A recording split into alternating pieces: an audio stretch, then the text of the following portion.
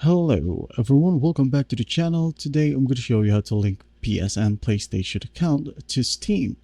Alright, and it's pretty easy to do. First, you're going to want to go ahead and open up your Steam app and launch any PlayStation Studio games like Helldivers 2, Horizon Forbidden West, Spider-Man Remastered, and etc. Once the game loads, it will then automatically prompt you to connect your PlayStation account to Steam if you haven't already done so.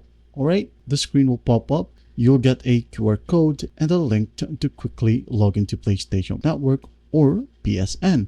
This one is by far the easiest way, so just go ahead and select this one, which is link account. Once you click on it, it will open up a browser where you can enter your login credentials if you have an account. If you don't have a PSN account, it will prompt you to create a new account right there as well. So just go ahead and create one. After that, simply follow the simple prompts and you'll be good to go. And that is it. I hope this video helps, and please don't forget to share this video to your friends. And if you find this video helpful, please leave a like and subscribe. Thank you for watching. Goodbye.